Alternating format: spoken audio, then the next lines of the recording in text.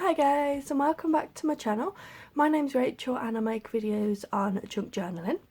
Now today I'm going to be giving you 6 or 7 top tips for layering. Now I've had a lot of people comment on previous videos that they enjoyed my style of layering, or they'd like some tips on how to do layering. So that's what I'm going to come with you today. So what I'm going to do is I'm going to create maybe just like a centerpiece for a page, maybe even use this for a cover using a vintage photo and just general scraps. Okay, so that is tip number 1, to use your scraps that you have. Okay, because the last thing you want to do is tear into a beautiful 12 by 12 piece of scrapbooking paper just to use a tiny little edge of it, or cover it up with other layering on top. Okay, so what I generally do is, if you've watched my channel, you've seen this pink bucket. It's just like a bucket like this, and I do just keep all of my scraps in there, from envelopes, pieces of packaging, and then all just general bits. This is where my larger scraps go. Any smaller scraps from working in projects, I have a little plastic fruit punnet next to my desk, and I just tuck all the little bits in there, and I find that helps because it's from your current project, so it's going to be relevant, and it's going to match what you've already got basically. So do keep any little scraps. And then I also have another fruit punnet which I keep all of my material scraps in. Again, even if I just cut a tiny piece of lace off the corner like that, I just keep it. Any bits of wool or anything that I might like, again, is in here, so I've got it to hand. So tip number 2 is don't glue until the very end. So I just use any type of wet glue just because it helps you make any minor adjustments on the layout, but I don't do it until the end. I mess about with all of my layout first and then I glue afterwards. So that's what we'll do today.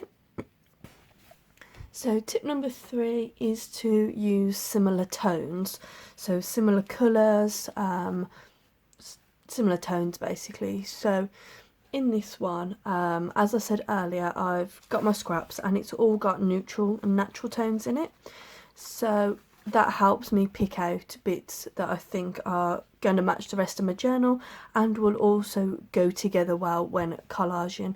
So for example, when collaging, I wouldn't use a piece of green paper and a bright piece of pink paper, just because I know that it wouldn't necessarily go unless that was the whole theme of the journal, that maybe I was doing a boho journal where things were a little bit clashy. But in this circumstance I use all the similar tones. Same goes with this. So you can probably see here I've already picked out some bits. So this is a black and white photo, and I've picked out this black and white piece of vellum because that will match the photo quite nicely as well. So again, whatever you're adding to your collages, like a focal piece, put something in the background that's going to match that as well. So tip number 4 is to not use too much of a similar pattern. Okay, so let me just give you a for example.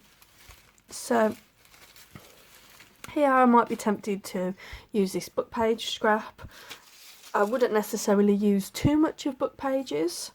I might use a bit of writing like this, but I probably wouldn't use something, I probably wouldn't use a scrap of a book page like that and a scrap of a book page like that, because the patterns are too similar. So I don't think I have anything that really goes with this, but this is like a paisley type of pattern. I wouldn't use another paisley pattern as well. So anything that you add with a pattern is going to draw the eye in, and you want it to be a nice focal feature, but you don't want to overwhelm the pattern on the paper. Tip number 5 is to add a focal point. Okay, so what I'm going to start doing is I'm going to start layering up now, and you'll see how I add a focal point. So that's going to be my image on the top. I already know that.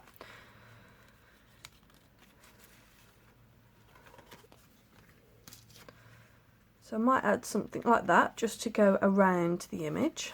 Okay, now I do like to tear to add texture.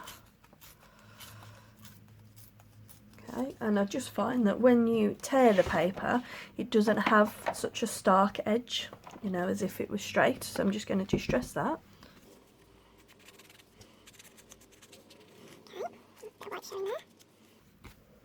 Okay, so I just try and place it over so that I can imagine how it's going to look. So this is the joy of not gluing it. Okay, so let's have a look. What else? I'm going to add a bit of this black and white paper as well.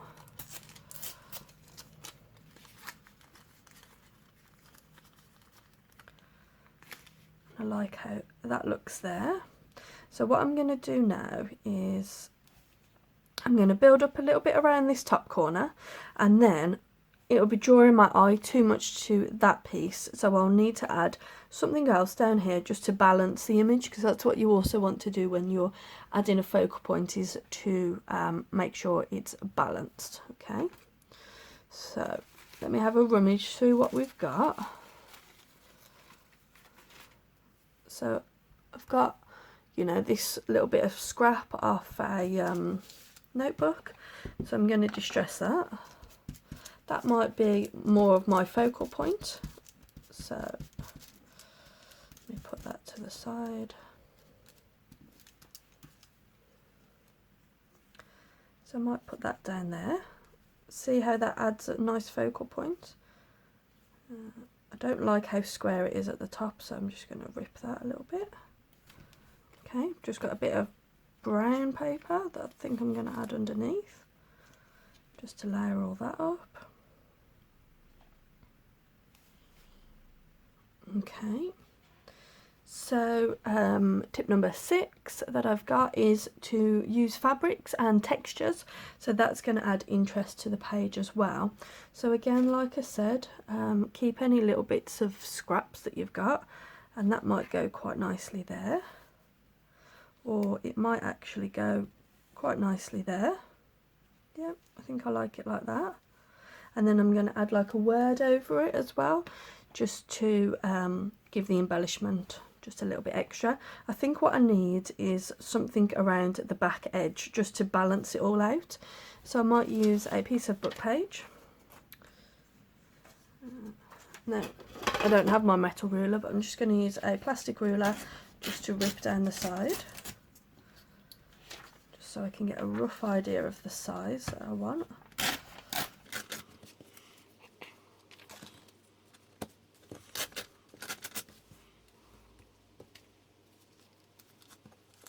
Okay, so it obviously looks a bit messy because I've just jumbled it up when I touch it, but I think that adds like a nice consistent pattern. So you've got it showing there and you've got it showing there as well.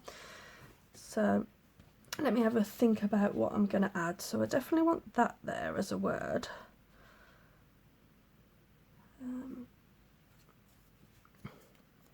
Might put a bit of newspaper. No, not newspaper. What else have we got that's a nice thin strip? So I'll put a strip over that, or will I put that over the strip? Yeah, I'll put that over the strip, and then I'll assess whether I want the word or whether I want this. So the final tip that I have, so tip number 7, is to add interest. So that's what I think this does. So little bits of scrap fabric, little embellishments, interest in terms of a focal point, like an image to the whole thing. It's going to add lots of interest. Okay, so I always try and start gluing it down from the top first. Okay, so I don't go overboard on the glue, because if I was to glue, for example, right to the edge of this photo, it would limit me then, because what I might decide I might want to do is slip something in there. So if I was to slip that in there now, I would be able to do that because I haven't glued the whole way around the edge. I might leave that there.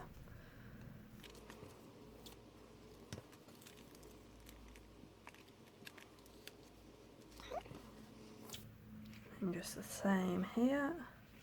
You can always go back, once you've finalised the whole piece, go back and add your final bits of glue.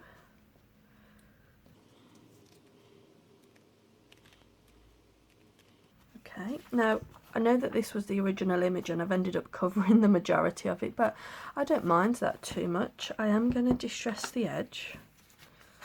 You know, this was in my scrap pile. It was a piece of ephemera that I've printed from the Graphics Fairy and just not ended up using. I usually like to print my ephemera on card stock anyway, so that's probably why it's ended up in the scraps.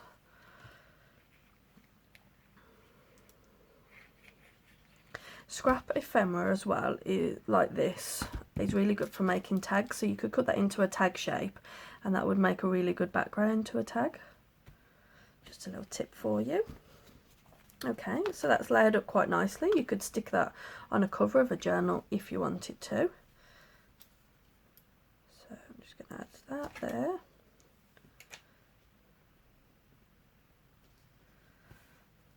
Maybe we'll add that lower down, yeah, I like that.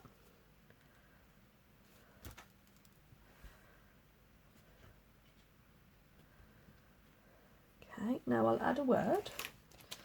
So I want one that's probably going to match the fact that she's doing a hair in there.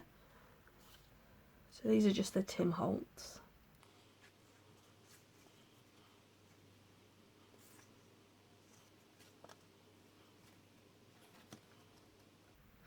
So I might do this one, Life is Full of Beauty. That will go nicely there. I think it's actually a bit small. Let me put that back. I want something that's a bit bigger, I think. The Queen's Kiss, maybe. Okay, so this is quite light, so I'm just going to distress the edge.